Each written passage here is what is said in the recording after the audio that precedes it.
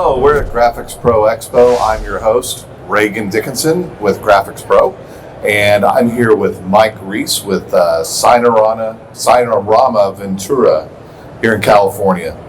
And looking forward to our discussion. And let's start with, I think it's an obvious place to start, is how your business has evolved over the years. And well, tell me how you got started and then how the business evolved. Okay, so I came out of the grocery business 23, 24 years ago. Closest thing to a sign I had done was a side stack, or a sign on the side stack in an aisle that you trip over. Yeah. It was more of a buying a job at the time. I looked around and started looking at franchises as an option for a job or to run a company. I had been a manager for what was a chain called Alpha Beta that turned into Ralph's here in Southern California. Right. Kept gravitating towards the sign franchises, interviewed a couple of them, and chose Signarama. Have not been disappointed with that choice, and we started basically with a small 24-inch indoor printer, I think by NCAD. We were basically a vinyl shop, started with 0 sales, and here we are 22 years later with a couple of CNC machines, a couple of printers, laminators, 3D printers, from 3 employees to start. Now we're at 9, including myself, or plus myself, depends on the given week. So we've kind of grown as our customers have dictated that to us, what their needs are. And we found a good place in dimensional signage, basically non-illuminated stuff, wraps, prints, vehicle graphics, all of that sort. That's where we've ended up here 22 years later. So all types of commercial signage, really? We do, yes. Yeah. And how did you kind of make that decision to go forward with maybe a new process? You're saying you're doing dimensional signs. I'm assuming you have a router. We do. Okay.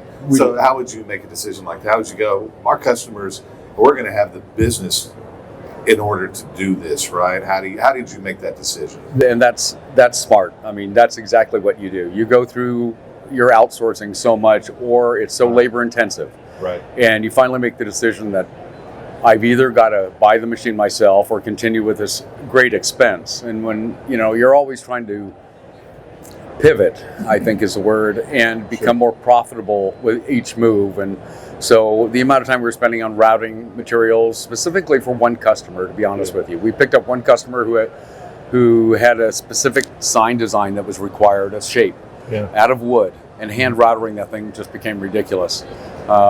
Recession happened in 08-ish, and we saw an opportunity, grabbed a machine that was being held by the bank, and still have that machine to this day. And that was what made the decision, or how the decision was made. Customer demand, outsourcing too much, decided to bring it in-house.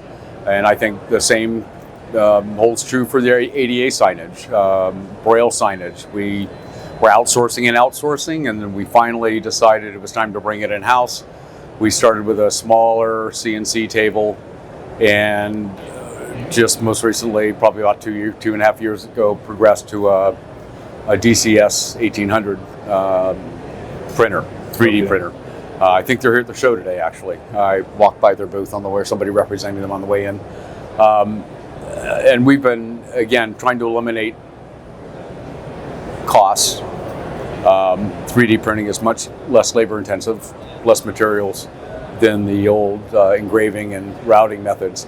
So, again, letting the needs dictate where the company goes has been my rule of thumb.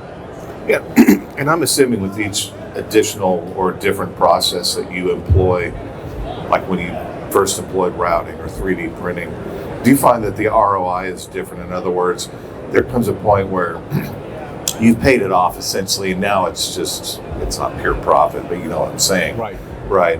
Have you found, were some of the processes different as far as realizing that, where you were actually starting to get ahead on that process? I would think a general ROI on most of the equipment we purchased, because I'm frugal. I purchased the router, it was used. We purchased the ADA or the 3D printer as a demo model, so our ROI was a little faster return than others might get if you were paying full pop for some of these machines. But generally, my rule of thumb would be on a CNC bought new would be a 2 to 3 year ROI. We had our ROI in the machine within 3 jobs, so and it's paid for.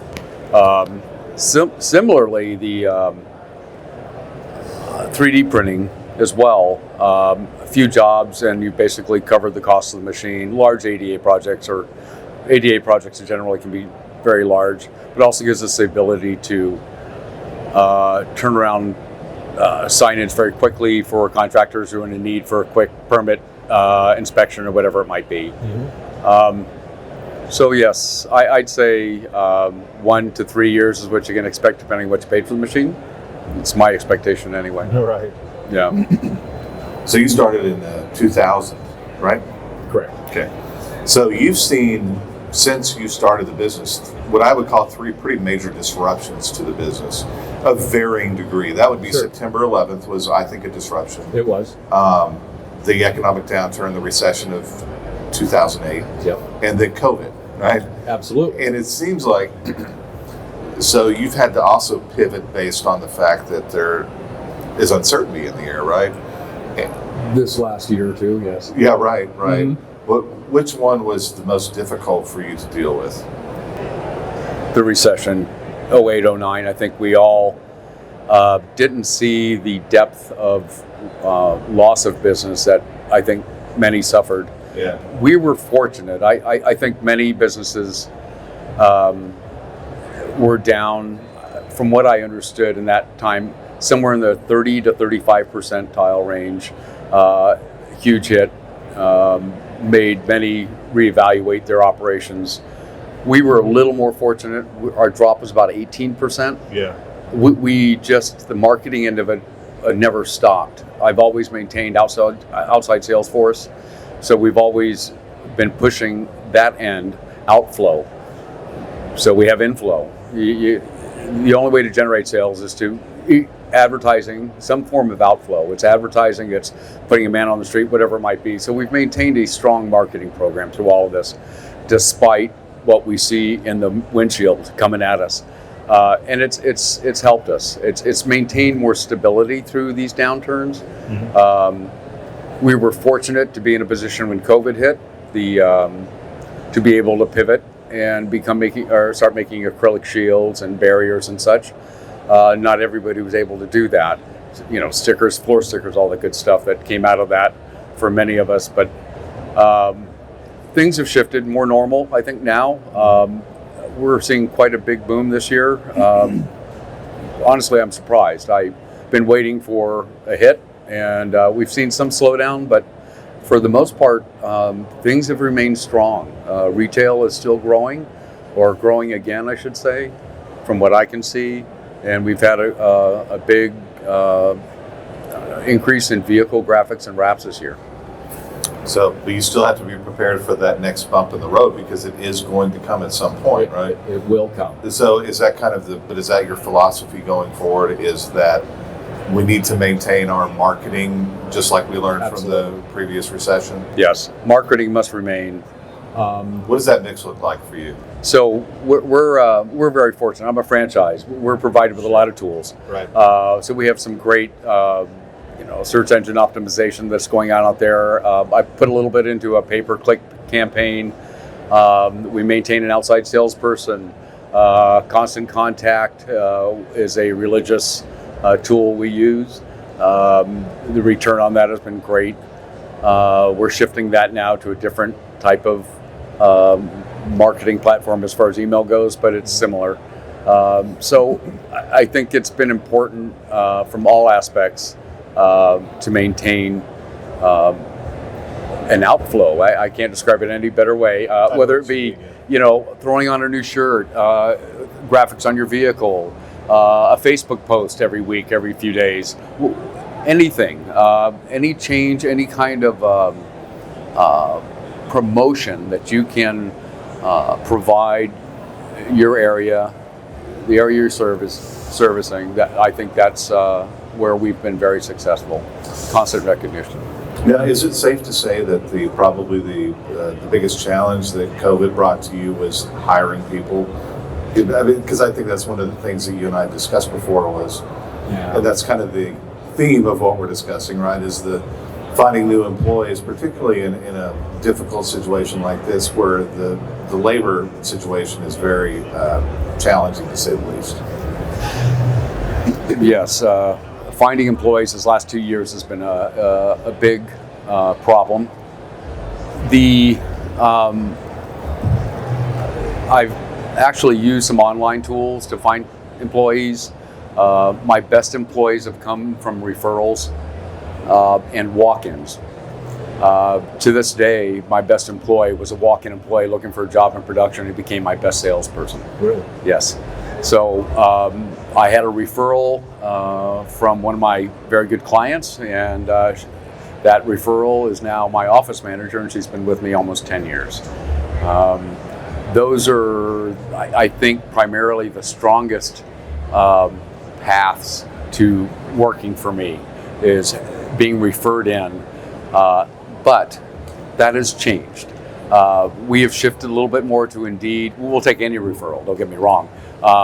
Indeed.com, they have a resume search engine or search subscription that you can buy. It's relatively inexpensive and allows you to reach out to individuals with specific trades. We found that to be much more effective than placing an ad on any online service that might be out there. So finding employees, once you do find them, hold on to them. That's been a change in attitude we've had since COVID hit. Before, not that employees were a dime a dozen, but they were out there to be found, and then all of a sudden they just dried up and disappeared. And and everybody's out there scratching their head, where do they go? They're still there. I not to get political, I don't know what happened. People were getting paid to stay at home, and I think it just created this attitude that I can work from home and be paid twice as much as what I was earning if I go into a shop and work. And we've seen a little bit of a pendulum swing now, where we've had applicants. We've seen I had a local competitor close. He'd been open for a year, not very long. And I had recruited or tried to recruit his production manager prior to him taking a job. The minute he closed, the employee reached out to me. We had still been in communication and said, hey, if that offer is still there, I'm interested. So we gained one employee from somebody else's closure, and as well as some equipment, and another employee, similar circumstances, working at home or working from home, not enough work in the industry. So we've seen some changes. I've had to accept what I would not normally accept in employees about the last 2 years, and been fortunate to have a very good core group of employees that have run my shop. But it's the production workers that we've been having the hardest time finding and replacing. And training now is what we're doing. That's the only that's the emphasis of almost all of our operation right now. We have 3 new employees that are in a constant state of training, so we can create some depth in our shop. Right. You know, that's you want everybody to be able to do almost everything in the shop. So you're not beholden to anybody. Anybody goes on vacation, you're prepared. And that is the mistake that I think I've made in the past, where we had stability, didn't worry about getting depth, got a little comfortable, and then shake up and employees change, COVID hits, and you're thinking, I need to be more prepared. Yeah. And that's, I think, what we've gauged ourselves to do now, and what we've brought into the culture of our shop is to be more training oriented and more prepared for change. So as part of your goal with this is to create more of a retention atmosphere as well. In other words, someone that's going to be around for a while, as opposed to someone who's going to leave you in 3 to 4 months. You know, you're going to get them trained and then they leave. I would assume that that's one of your goals, right? So how do you do that? Create a good environment, a learning environment. You want to give employees an opportunity to learn and grow. We give them that because we have a lot more machinery in house that we can offer training on that they don't have elsewhere. So I'm proud of that fact, but it is attractive to people. They see the equipment, they say, boy, I'd like to learn that. Mm-hmm. You can show me, come work for me. In fact, quick story, Eddie. So Eddie walked into my shop about 8 weeks ago wanting to sell a used printer. I gave him a website, told him good luck. You're not going to get what you want for it, but there it is. And I asked him what he was doing and for work. And he was working loading and unloading FedEx trucks in the early morning. Okay. And on the side, he was working in his dad's auto accessory shop, cutting vinyl stickers and putting them on vehicles and stuff. And he's looking back over my shoulder at all the equipment we had in the back room. And I looked at him and I says, Eddie, you need to start working for me next Monday. This is Thursday. And I gave him my card. Think about it. Give me a call. Thursday night, just I'm pulling up to the shop to close up. He calls me and asks me if that job was still open. And I said it was. Eddie's been amazing. And so it was, I saw in him somebody who enjoyed the business, wanted to learn, and I can work with anybody like that. And Eddie's been an absolute star for us. He is running our print operation right now, our plotter, just trained on the 3D printer, and we just brought in a wrap training class for the Western region for Signarama, and had all of our employees and other employees trained in vehicle wraps just to bring up their skills a little bit more. So again, investing in the employees, I think is the biggest attraction, how to retain them. Right. And it seems like the more comfortable you are with your skills, if you truly have been trained properly, you're more likely to stay because you've gained skills that you don't want to lose by going somewhere else. Because my assumption is, they might go to another sign company, but they might also go wait on tables or something too, sure. Right? It could be anything. Absolutely. Or they could go into something completely different. But I think you understand what I'm saying is that a skilled person is more likely to stay, I think, because they're comfortable in it. Right. And they feel that I hold value in them. Yeah. And I value stability. So maintaining employees for a long period of time gives me that. Right. That is the ultimate goal. We all want to elevate, put people in positions so that the company can run itself with the proper people in place. I'm going to be a workaholic all my life. I always have been. I'm going to be involved. My son's in the business. He's in the production end of it. He's running our production department. But I'll still be involved. Always be involved. It's fun now teaching, especially when you have somebody who wants to learn. I think that's recognizing that in people is very important when you're looking at hiring people. The willingness to learn, they're interested in the business. I think I can do a lot more with somebody like that than somebody who's just looking to fill the counter space. Right. Mm-hmm. Take a burger order. Exactly. Right. So, what do you see as the biggest challenges facing our industry right now, and particularly in your market? Do you see challenges? Do you see different customer behavior or prospect behavior that you need to respond to? That's interesting. I think our challenges, immediate challenges for us, just from operationally, have been finding people, finding employees. Right. We've kind of solved that problem now. Like I said, I think the pendulum swung back a little bit. Yeah. We're still dealing with material shortages.